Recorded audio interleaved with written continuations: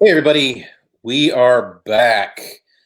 Jeremy Haun here with HAUNCON2, The Wrath of Haun. Or since my friend Andrew MacLean is here, we're going to rename it BeardCon. Uh, yeah. Now, I know that you originally came on to talk with me, Andrew, about comics and about lives, about making things and production and stuff like that. But I think we should just mainly focus on beard care tips.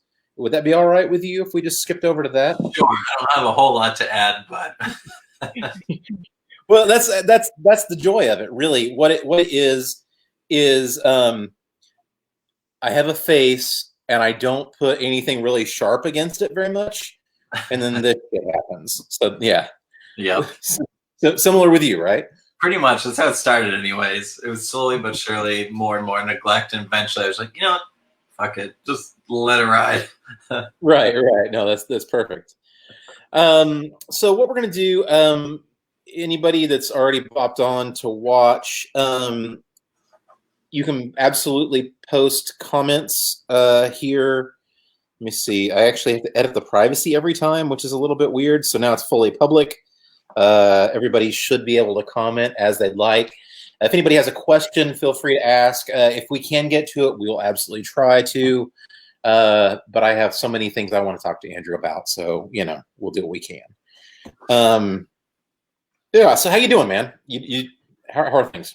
Pretty good, pretty good. Yeah, I mean, things are crazy, of course, but I'm staying busy as always. There's always something to do. Yeah. And are you feeling so far like I know that and for transparency, he and I have recently talked in a very similar format. Uh, but I know that we're all trying to figure out what the next steps are for all of this and everything. How are you feeling creatively, productivity wise? Are you in a good spot? What you feeling? Yeah, I mean, I feel good. Like, I feel motivated and everything. I'm still working every day or whatever. Where everything's with them, when stores will open and all that, it's so up in the air. It's hard to figure out what work you should do when. Like, do you try to do work that'll, like, do you work for long term or short term? It's like, I know that, like, books are all going to be rescheduled, so it's like I got to balance.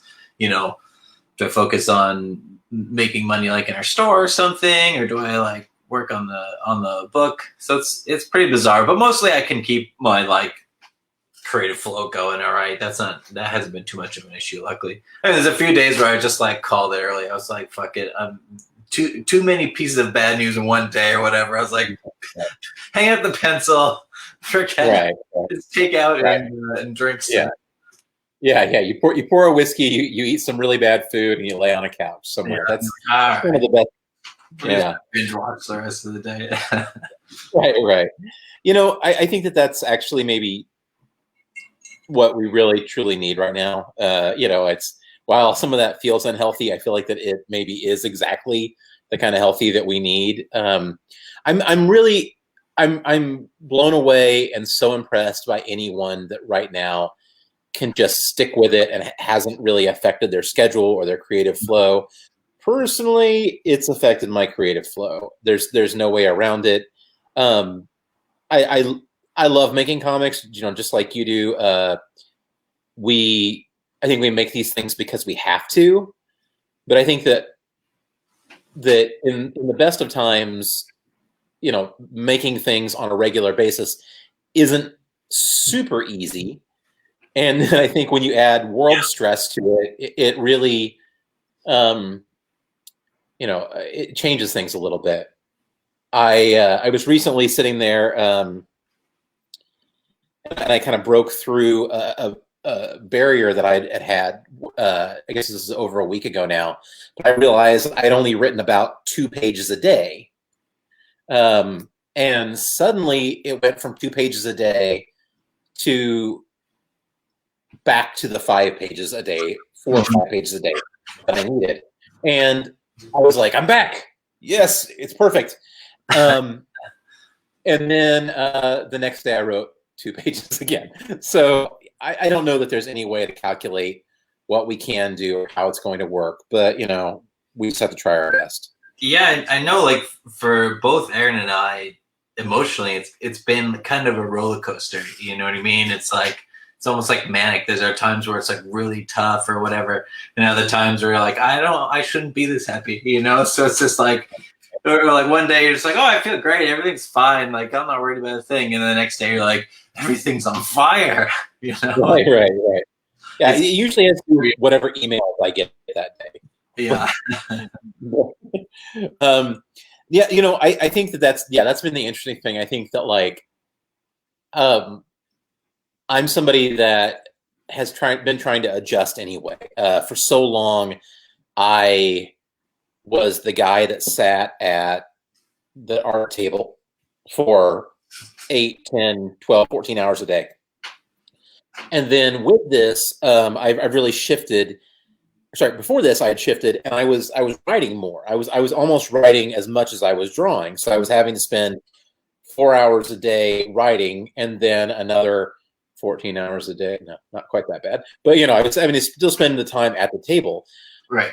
With this, almost all of my drawing work dried up immediately, and the thing that I was really left with was the writing. And so like right now I am almost a full-time writer that also works on my backlog of commissions and does some covers that I have to do because they're for very specific timed things. You know, but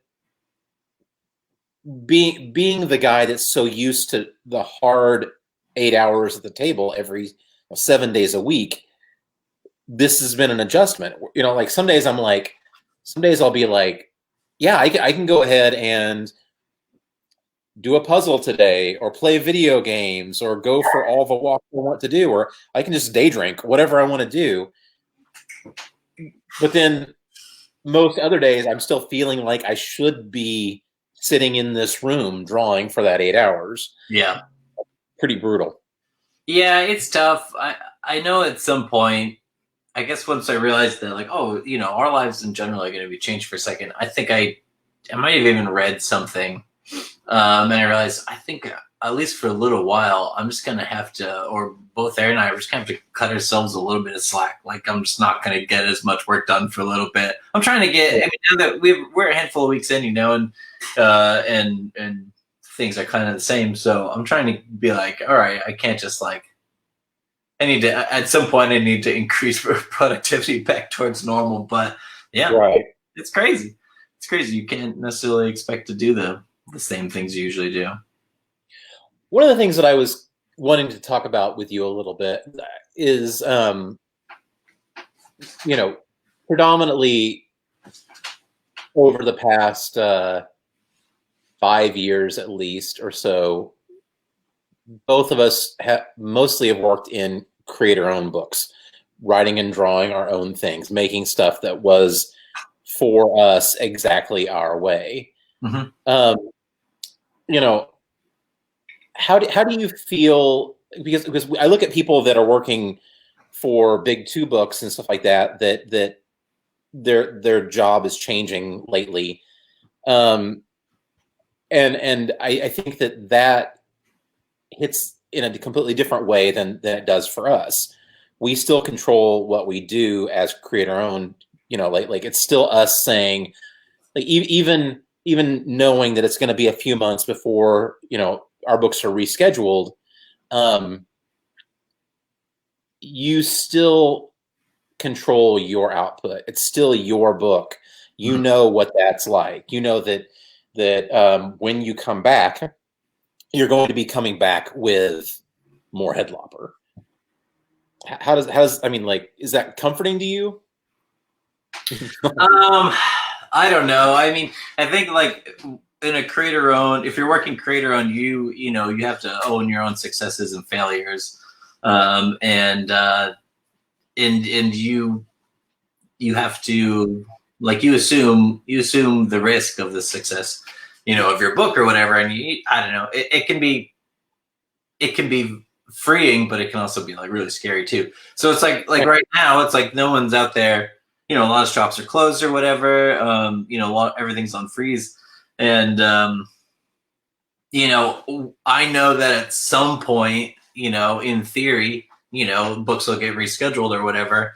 And so at some point in the future, I'm going to have another issue of Headlopper created, but at the same time, you have no idea. At least if you're like work for hire or something, someone says pencils down, you get to sit back in quotes, and wait for them to say start drawing again. Like if you're just a creator, you're creating your own schedule. You just know at some point you're gonna have to have this book done, hopefully. And so that's one of the things I've been dealing with is like, all right, for this time I was fully planning on just working on the book just so we could get it out, early summer or whatever. But who knows when that's going to be now. Everything is just it's just the whole deck of cards is just in the air now, and we have no idea where it's going to land. So I'm trying to juggle. I don't want to fall behind and not work on the book. That's my main kind of focus. So I'm trying to work on the book, and I'm trying to maybe take some commissions, just because who knows when the industry will get chugging along again. Yeah, it's crazy. Yeah, one of the things that I really have been concerned about, and part of the reason that I'm doing this little crazy virtual convention, the reason that I changed the structure of my Patreon itself and some stuff like that, was because I know that our audience, our fans, need content right now. They're starving for things, and I'm starving. I know. I want my regular fix, right? I want my books. Yeah. There's still plenty of things out there that I haven't read. There's things that there's trades that I can get. I can get caught up on old books and stuff like that. But there's still something that's very much the nature of this industry and of getting new things.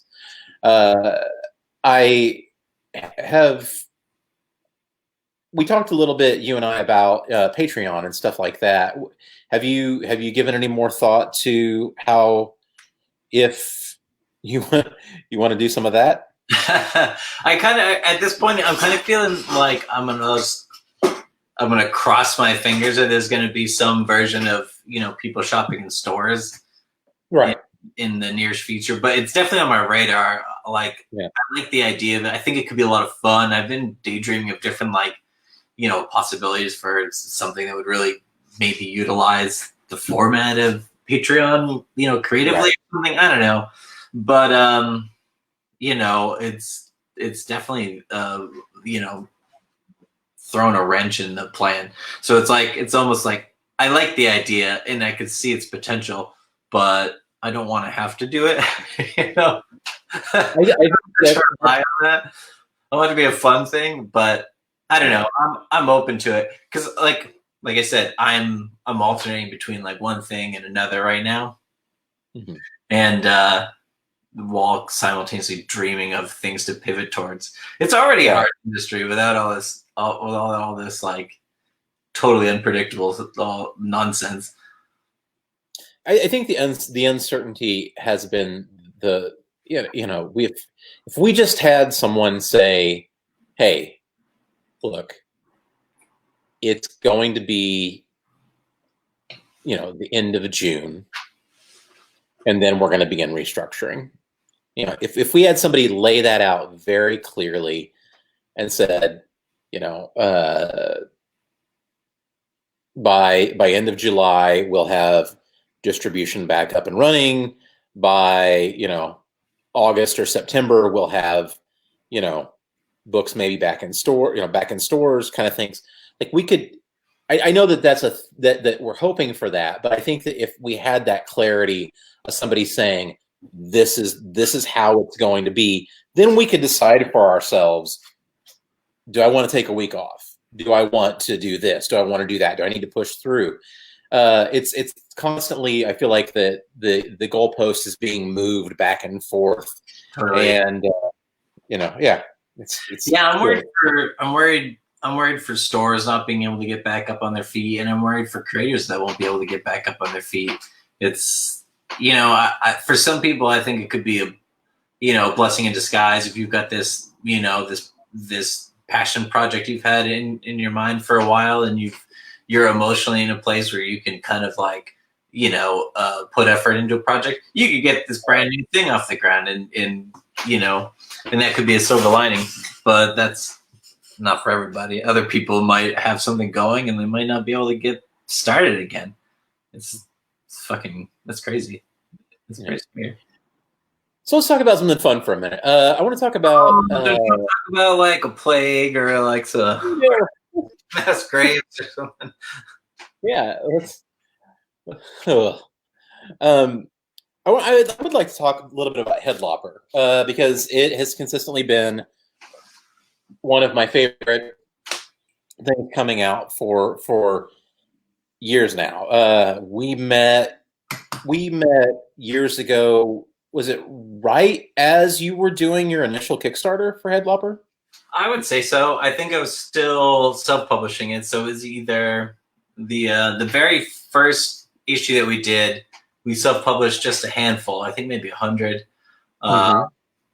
We brought those around to conventions a little bit, and then then after that, we did a Kickstarter where we did like a reprint of the first one as well as like a volume 2 or whatever. So yeah, it was somewhere in that time period where we first met, probably at Heroes Con or something like that. Yeah, it was at Heroes Con. Yeah. Yeah. But I don't know. It immediately was this thing that I loved. I think at the time I had even talked about that, like I had seen some of your artwork on another project prior to that, like an indie thing. And was just like, what the hell is this? Where did this guy come from? With equal parts excitement that the world gets this and hatred for you for being such a talent. But Headlopper's been something consistently that I've enjoyed.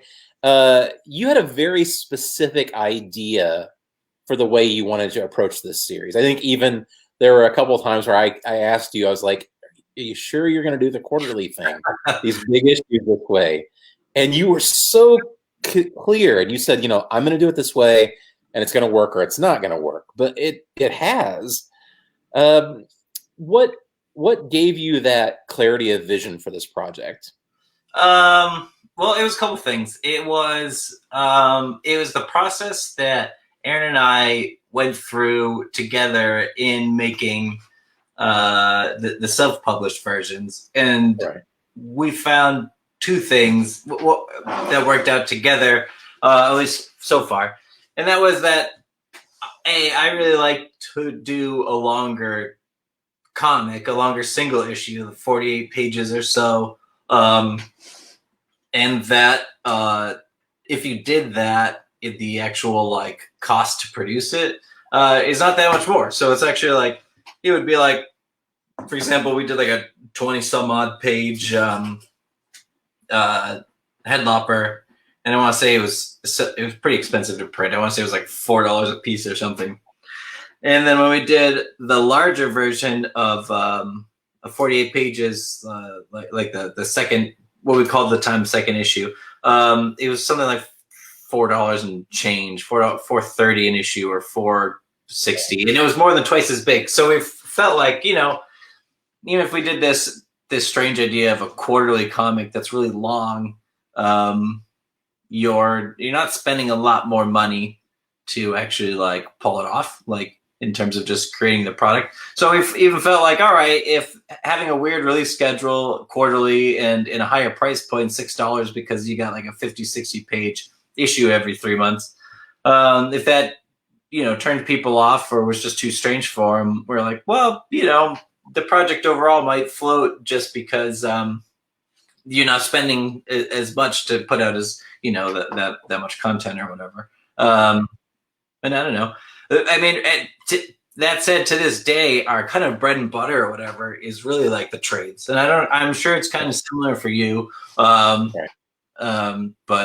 yeah, I don't know. So far, so good. Yeah, I think that there is a point with with longer form projects where the single issues kind of they sell less. People people like supporting things, but there is a point where you're really not making much of anything at all on those single issues. But the trades are what keep it going, and there is a tricky thing there sometimes where I feel like you have to start doing some really crafty math to be like, the single issue is only making this much money. Hopefully I'll make this much with the trade to be able to make up for that. Right. And if,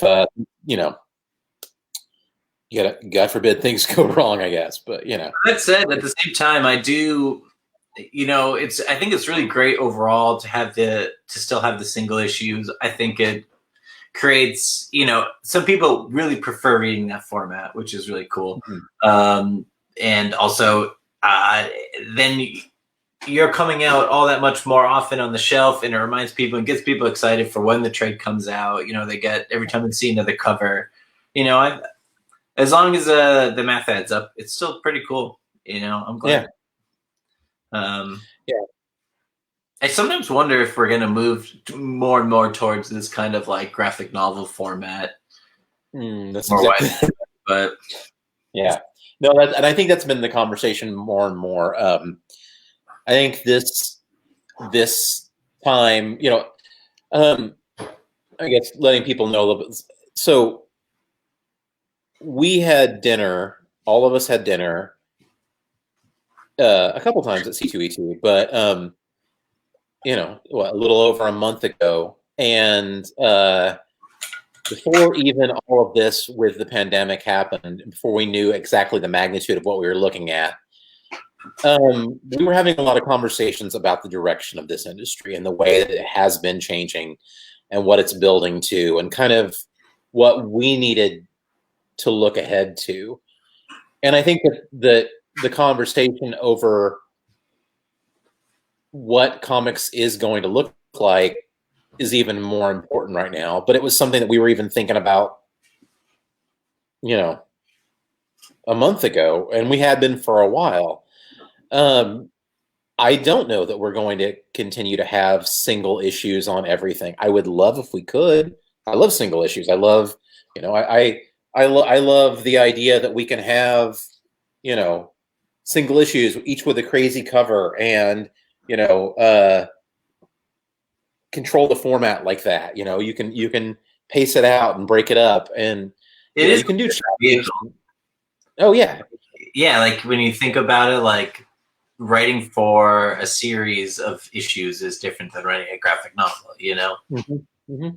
It really is. Well, when I'm writing, I'm always trying to remind myself too, like, there's going to be 3 months between each issue. That's going to be a different product, a different story than if say it's just going to drop in one chunk. You're going to do it different.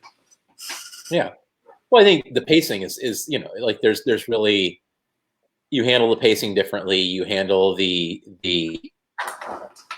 structure. I think if you're doing something quarterly, you really want each issue to absolutely stand on its own and then feed the larger thing. And that's, you're a wizard with that stuff, man. I applaud how you work. I think the key is, for me anyways, is to keep it a little bit simple, if you can, and also not to have like a cliffhanger. Because like, I always feel like with if you have a monthly book and you put a cliffhanger at the end, you're already asking the reader to wait a full month, and like you're asking them, please stay in suspense for 30 days until you can relieve yourself of this stress. But I always I can't. No one's gonna like emotionally remember a cliffhanger for 3 months. So I try to don't bother something like that, because it's just not gonna work. So you have to write to the. But that's the kind of the point, I guess, is that you kind of write to the format that you're releasing in. You know what I mean? Like if you're writing a series for issues, you're gonna approach it differently than quarterly versus graphic novels or whatever. Yeah. So stylistically, our work is incredibly different, but I do think that we come from a love of a lot of the same things. We love fantasy, we love genre, big epic things. but I do notice that with both of us, our work over the past couple of years has become more visually complex. We've kind of built little traps into what we're doing. Uh, you know, your work is so beautiful and shape based and delightfully cartoony and really violent. But but lately I'm noticing more and more.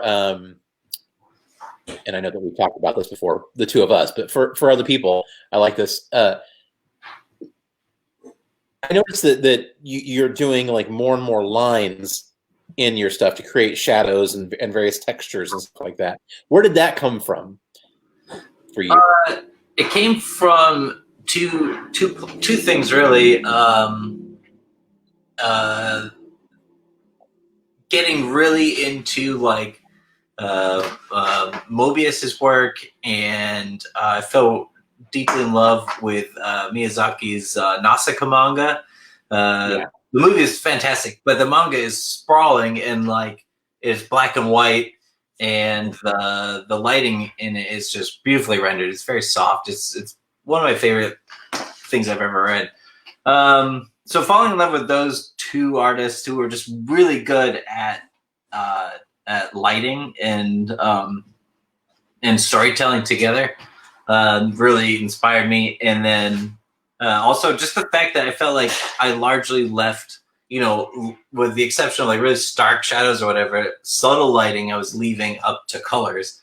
And I had a bunch of ideas for those things that I would often just not kind of express or whatever. So after reading a lot of Mobius and Miyazaki, I just more and more wanted to kind of like take that next level and start describing some more like subtle shadows or whatever. But it's like as you can guess, it's like makes me way slower. It's a very tedious, you know, process. And both of us, the more you go down that rabbit hole, you're like trying to find a way to like, how can I always think of Jack Kirby, like how can you draw something well at speed? You know what I mean? That's a big challenge. Well, and I love detail, and I just love bits of business. I like to, I don't know, maybe I just like moving my pen around or something like that. But I also think that in some ways, you know, if you only have so many lines to work with, you really have to make those lines perfect. Yeah. And Sure. God, you know, I respect Mignola and, you know, obviously Mobius and so many people that you know, Alex Toth, you know, there are so many artists out there that like could cartoon like nobody's business and really indicate things, you know, and they figure out that one perfect line. Right. You know, I love trying to draw, but I think a lot of times, you know, actually Scotty was talking about this earlier, was like trying to be that savant, trying to be that perfect thing that like lays down that perfect line every time and chooses the right thing. Sometimes like you want to be that artist, but then also in comics you want to be able to tell the story. And like you said, it's like, how do you do that at speed? I don't know. I just add a bunch of lines and try to make it work. Yeah. Yeah. Yeah. I mean, that's the challenge, you know. I do feel like, you know, when you think of that savant type person, you know, that Toth or Mignola or something, you know, I don't even know how much they're, you know, choosing to be what they are or create what they create, you know, like I feel like they some of, or it's like almost like the I don't know whose quote it is or whatever, but it's that idea that like your style is like a collection of like your choices, yeah, but also like your mistakes and the things you don't like. So sometimes it's like the thing that the viewer might like about someone's work, or the reader, might be the thing that the creator absolutely hates, you know. Right. Well, I think a lot about my own style, and especially in comparison to things that I love. I I look at uh, Gabriel Ba and Fabio Moon and Mignola and uh, so many artists that I absolutely love. Back in the day, Mike Waringo, Humberto Ramos, cartoony, expressionist, uh, artists in a lot of ways. These people that could do amazing things, and that's the stuff that I love. But my stuff is nothing like that. And you can want to be a type of artist, but your style is your style, and you can fight it, and you can try to be another thing, but you're never going. I talk to a lot of people like aspiring artists when they come up. They're always showing me their stuff, and I'm like, be the kind of artist you want to be.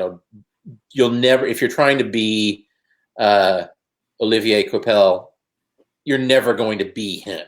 So be yourself and do what you can do. I can try for the rest of my life to be Alex Toth, and I'm never going to be Alex Toth. So I have to be Jeremy Haun. I think that's one of my favorite things, though, is that like even if someone's, or even when someone's like really heavily inspired, or even actually trying to draw like someone else, I kind of always like the idea that you can't. You know what I mean? Like, at the end of the day, there's always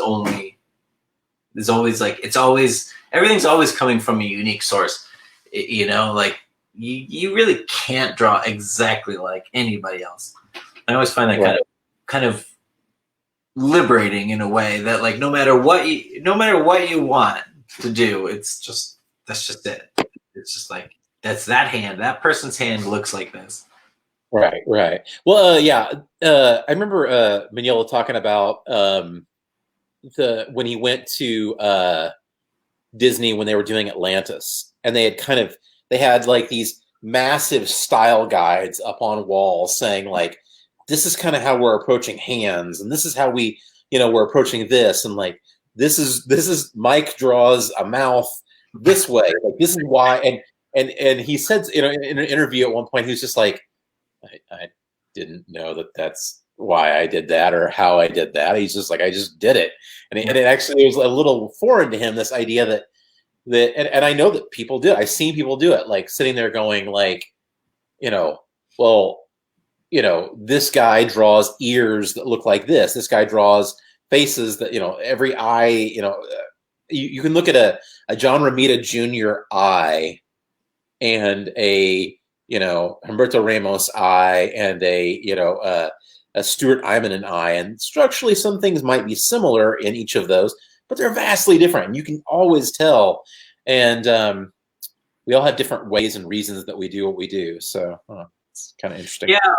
Yeah. And at that end, one of the things I kind of find fascinating, in talking about style is I also feel like some of our decisions are conscious decisions, but I think a lot of how we draw is also subconscious decisions. Like it's just like whatever you're exposed to, wherever you were born, whatever age you grew up in, all these things happen during your life, and all these things happen before your life, and they all kind of accumulate into like what is in your head, And I always think it's really interesting to think of there are going to be things that you're probably even kind of inspired by because you lived around them in your lifetime or whatever, that you actually probably don't even like. You know what I mean? So you would never consciously like borrow from it or like adopt this type of shape or this type of approach or something. But based on where you grew up and your age or whatever, right? You it's probably a part of you. I always kind of there's little things that like make how we create things almost like out of our control. I do love, because you can see schools of thought throughout stuff, like about 5-6 years ago, so many kids coming up, and you could see like the very clear anime influence because they all came from reading tons of manga and watching anime, and then processing that through their filters where like that's just stylistically that's part of storytelling, that's part of how you do it, and they translated it into these amazing things. And and then they throw in all these other influences, and it becomes amazing. But you can kind of almost see like, this is like hyper cartoony here, and this is a bit more realistic here, and this is, I don't know if it's what's in favor or, like you said, partially just what influences us at the time, where that thing comes from. I feel like a lot of artists, when I look at their work, a lot of what says to me is that they're exposed to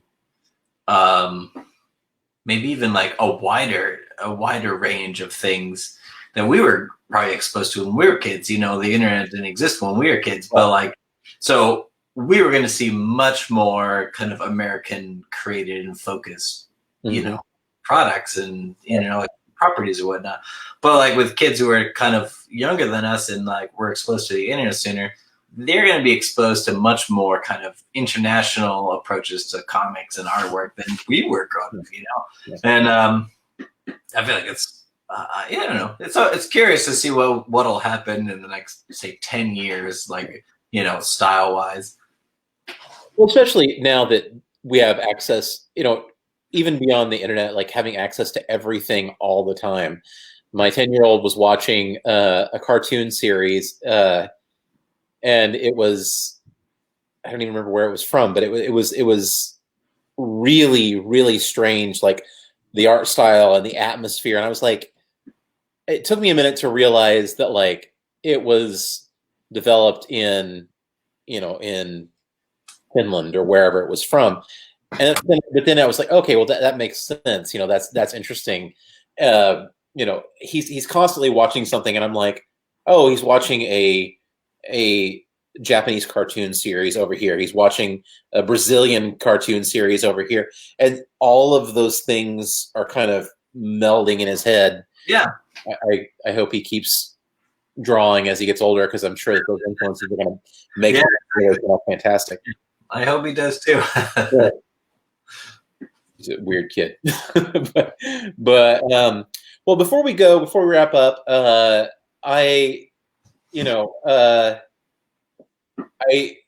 what right now is bringing you some joy? Like what, music wise, TV wise, movie, whatever. What are you loving right now? What's making? Well, what brings me joy? In terms of, let's see, what am I? I'm really excited that Community is on Netflix now. I've never seen Community, so I'm almost been watching Community. That's been really fun. I've been just started watching Midnight Gospel. Have you seen any of that yet? No. So it's a Pendleton Ward cartoon with Duncan Trussell. Like the audio is basically Duncan Trussell interviews, and then the art direction is just trippy as hell. I think it just started on Netflix. Right. It's who's the art director on it? Jesse. He did the Forming comic. Why am I'm drawing a blank on the name, but everyone involved is makes cool shit. So I'm excited about that. Aaron and I have also been watching Better Call Saul. It's like a half rewatch, half new watch. Right. I'm excited. I'm just wrapping up reading Silver Surfer Black. Tread Moore is insane on it. Like, have you read it yet? It'll melt your fucking eyeballs. I read issue 1, and then I managed to miss a couple issues, and I was like waiting for the trade to come out, so I need to pick that up. Yeah, good. I got 11 by 17, kind of large size. Woo-wee. Yeah. $3.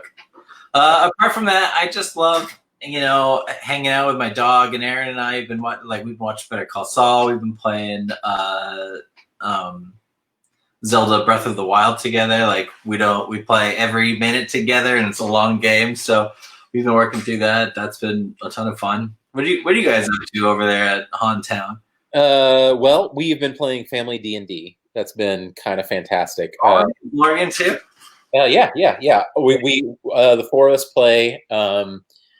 Ethan is the DM, and he's really fantastic at it. He gets into all the voices and does all the things. We got that 1,000-piece Mike Mignola puzzle, the Hellboy puzzle. Oh yeah. Yeah, go get that if you want to have some fun. There's a lot of shades of like kind of Black. that blue, cobalt blue, dark blue kind of thing. I don't know if I think that Stuart is more of a genius now, or I'm just angry with him. So, yeah. So we're doing the puzzle. We're doing that. We're cooking a lot, and I love cooking.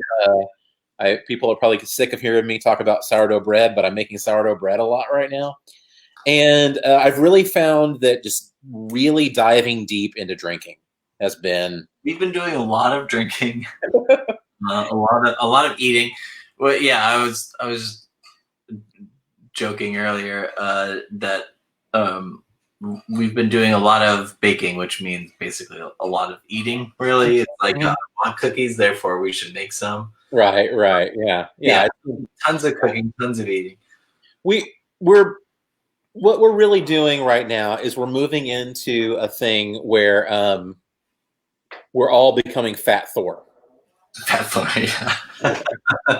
That's really what we're doing. It's we're in the Fat Thor phase of the Marvel cinematic world. Carly says drink every time Jeremy mentions the sourdough bread. I feel like that basically you would just fall down and yeah. We've been doing cookies mostly. Basically alternate, because I like the staples. We're alternating between just peanut butter and chocolate chip, back and forth. We made a birthday cake, a very belated birthday cake, a week ago. But somebody I saw was making no-bake cookies, and now I really want to make about 7 batches of those. The weird thing about this whole thing, though, is like we're making things, and like they're things that we're kind of obsessed with anyway, and then we're giving in and eating much, much more of them than we really should. So I'm almost like making things, and then I'm sick of it. I'm like, I never want to eat another brownie again because I ate, an entire pan of brownies. Yeah, I'm sure. Yeah. I don't get it. I'm just delaying the inevitable horror of a scale. We don't own a scale, and that's probably why we keep going. Yeah. Going deeper and deeper into this. Yeah. I don't know how I'm both getting fatter, and like I'm getting fatter in certain areas and then skinnier in others. I need to probably really watch that. I'm probably moving into the absolute unhealthy part of my life where it's like, yeah, that's cartoonist, shape. It's like soft around the waist, but your shoulders are really skinny. It doesn't weigh much to pick up a pencil. Right. Yeah. Like, I need to work on my arms a lot. Yeah. Yeah. Well, Andrew, I really appreciate you. Thank you for making time to do this. I know that we're going to end up talking, again soon, but thanks for coming on and doing it as a part of this crazy, crazy thing. I hope that, things continue to go well for you. I hope that you stay safe. I can't wait to see more of Headlopper. I'm a greedy bastard that way. You're very sweet. Yeah. All right, buddy. We'll chat soon. Yeah. All right. Take care. Love you, man. Bye. Here, dude. All right. Hey, everybody. It is 5:54 my time, Central, and we're getting ready to make some drinks and have cocktail hour with Mitch Gerrits. So,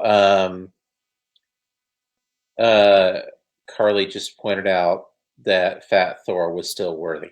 Look, I'm going to be honest with you. I'm going to rock, being Fat Thor. So it's going to be glorious. I'm going to have all the armor on. It's going to bulge a little bit, but that's fine. So I hope that everybody can swing by and have a drink with me and Mitch. I think we're going to have an old-fashioned fixing make-off. So yeah, I don't know what that even means, but thanks so much. Talk to you all in about 10 minutes.